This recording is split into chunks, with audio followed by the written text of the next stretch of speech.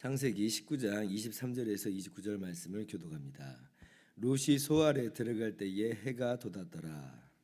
여호와께서 하늘 곧 여호와께로부터 유황과 불을 소돔과 고모라에 비같이 내리사 그 성들과 온 들과 성에 거주하는 모든 백성과 땅에 난 것을 다 엎어 멸하셨더라. 롯의 아내는 뒤를 돌아보았으므로 소금 기둥이 되었더라.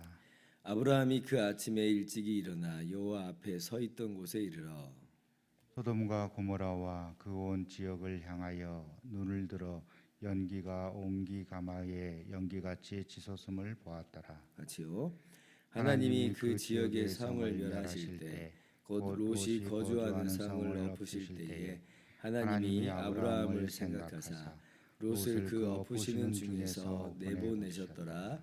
아멘. 할렐루야. 하나님의 크신 은혜와 평강이 오늘도 변함없이 여러분 가운데 가득 넘치기를 주님의 이름으로 축원합니다. 롯과 그 가족이 이제 하나님의 크신 자비와 은혜로 말미암아 이 소돔에서 벗어나서 소알로 가게 됩니다. 이때 천사가 꼭 신신당부한 일이 있었습니다. 돌아보지 말라는 거예요. 돌아보지 말라. 뒤를 돌아보지 말아라. 그리고 들에 머물지 말아라라고 하는 거죠. 그래서 이제 들에 머물지 말라고 하였으니까 머물지 않고 소알로 들어가게 된 거예요. 그리고 이제 롯이 그렇게 소알로 들어갔을 때에 정말 과연 하나님께서 소돔과 고모라를 엎어버리십니다. 유황과 불이 비처럼 내려요. 그래서 그 온 성을 다 그리고 온 들 모든 사람을 다 쳐서 멸하는 거예요. 그것이 얼마나 뭐 화려했든지 이제 그거는 아무런 의미가 없는 거예요. 잿더미에 불과한 겁니다. 거기에 뭐 번쩍번쩍이는 게 있고 사람의 호기심과 사람의 마음을 끌만한 것들이 있다고 했을지라도 지금은 뭐 그런 것들은 다 잿더미로 변해버리는 순간이에요. 그리고 그뿐 아니라 땅에 나는 것을 다 엎어 멸하셨더라 이렇게 얘기하죠. 유황과 불이 비처럼 내리니까 당연한 이야기다라고 생각을 할 수 있는데 어떻게 보면은 아니 뭐 사람이 잘못했지 뭐 어떤 짐승이나 이런 것들이 무슨 죄겠나 이런 생각을 우리가 또 하잖아요. 근데 노아 홍수도 한번 생각해 보세요. 사람이 부패해서 하나님이 심판을 하시는데 사람만 멸하시는 게 아니라 코로 호흡하는 모든 생물까지도 다 멸하시는 일이 있게 됩니다.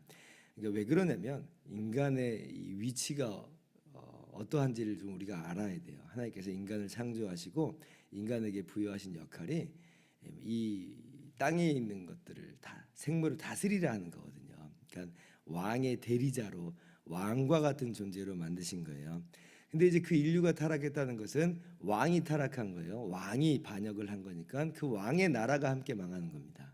그래서 인류의 타락은 인류에게만 영향을 미친 게 아니라 이 자연에게도 마찬가지로 영향을 미치고 있다라고 하는 것을 우리가 창조기사서부터 또 소돔과 고모라의 이 심판에 이르기까지 계속 우리가 함께 아울러 볼 수가 있는 거죠.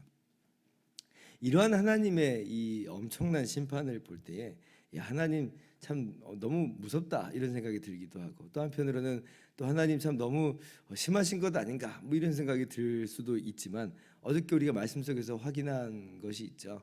소돔과 고모라가 얼마나 멸망받아 마땅한 그러한 성이었는가라고 하는 것을 우리가 어저께 주일날 말씀 속에서 확인했어요. 하나님 너무하신 게 아니에요. 사람이 너무했죠. 사람이 너무했어요. 이렇게 하나님의 형상이었던 이 인간이 이렇게 타락한 것은 정말 눈뜨고 볼 수 없는 그런 타락이다라고 할 수가 있습니다. 하나님의 심판은 정말 공의로운 심판이고 공정한 심판이다. 누구도 여기에 대해서 토를 달 수 없는 그러한 완전한 심판이다라고 하는 것을 우리가 알 수 있어야 됩니다. 근데 정말 하나님의 심판이 너무 두려워요. 우리의 죄악이 그만큼 크다는 이야기면서 하나님의 심판이 참으로 두렵습니다.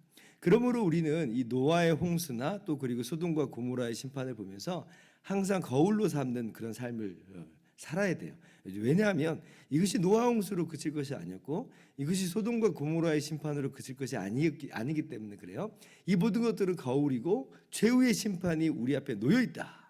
최후의 심판이 있어요. 우리 주님께서 분명하게 경고하여 말씀하셨습니다. 누가복음 12장 28절 보면 사람들이 먹고 마시고 사고 팔고 심고 집을 짓더니 롯이 소돔에서 나가던 날에 하늘로부터 불과 유황이 비오듯하여 그들을 멸망시켰느니라. 인자가 나타나는 날에도 그러하리라.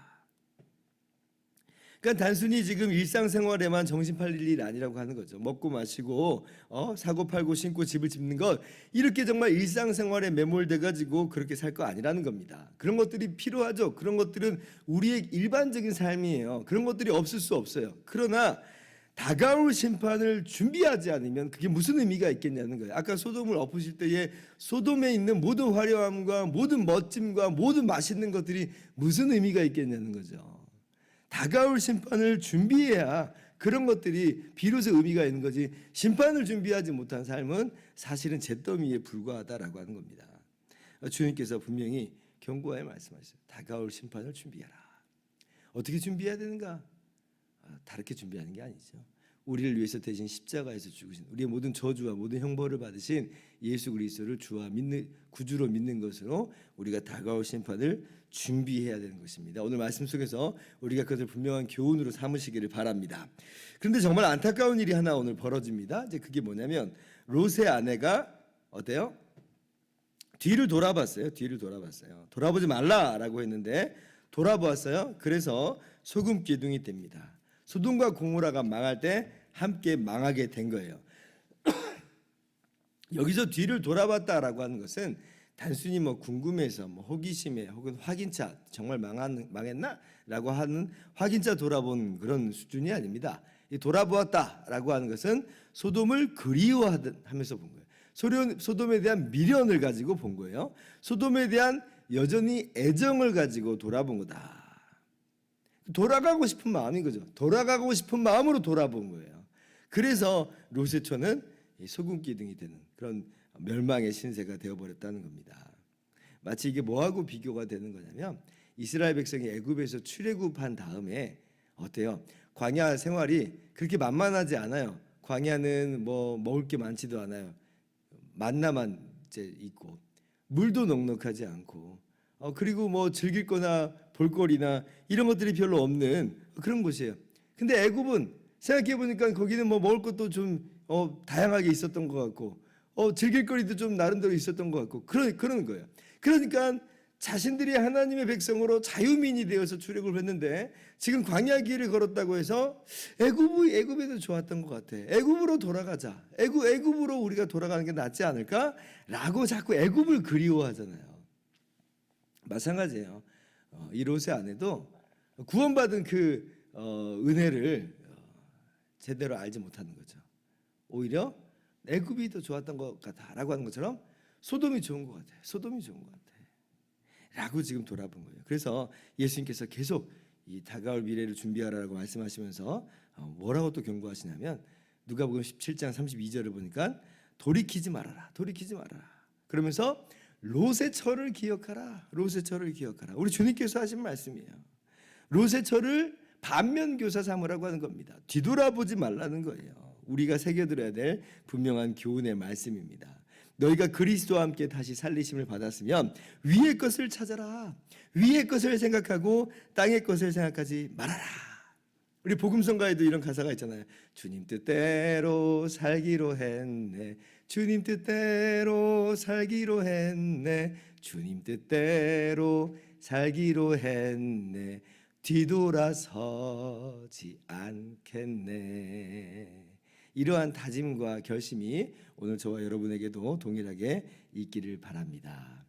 이것이 두 번째 교훈이에요. 마지막 세 번째 우리가 본문에서 찾아볼 수 있는 교훈이 있죠.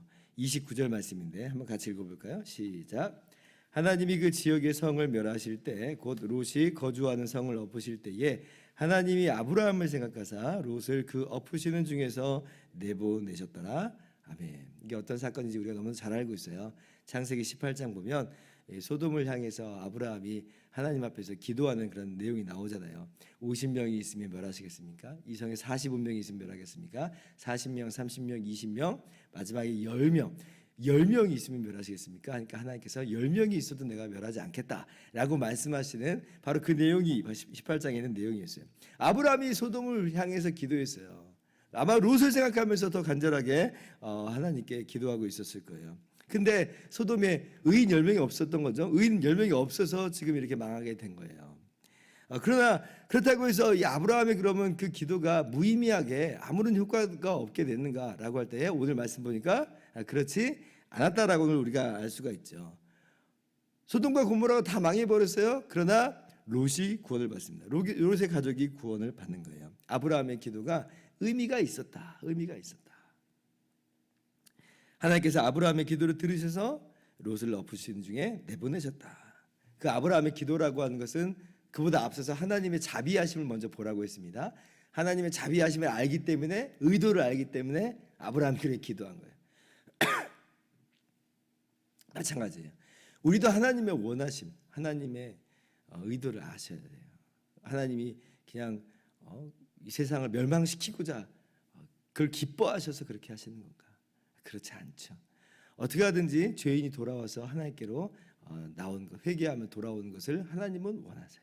그러면 우리가 하는 것은요, 기도하는 거예요. 기도하는 거예요. 한 영혼이라도 더 주께로 돌아오기를 기도하는 거죠. 우리의 기도가 뭐 엄청난 효과를 발휘하지 못한다고요? 아니, 오늘 아브라함의 기도가 효과가 있잖아요. 아브라함의 기도로 말미암아 하나님이 롯을 기억하셨다고 그랬어요. 그렇다면 우리도 기도하는 거예요. 하나님, 정말 우리 자신뿐 아니라 우리 가족을 위해서 기도하고 우리 교회를 위해서 기도하고 또 우리 나라와 또 민족을 위해서도 기도합니다. 하나님, 불쌍히 여겨 주시옵소서. 기도할 때에 주님께서는 우리의 기도를 기억하신다. 그래서 오늘 우리가 이 새벽에 또 나와서 그렇게 기도하는 줄을 믿습니다. 우리의 기도를 멈춤 없이, 중단함 없이 계속해서 그렇게 다른 사람들을 위하여서, 그 구원을 위하여서 기도할 수 있는 저와 여러분 모두가 되기를 주님의 이름으로 축원합니다. 기도하겠습니다.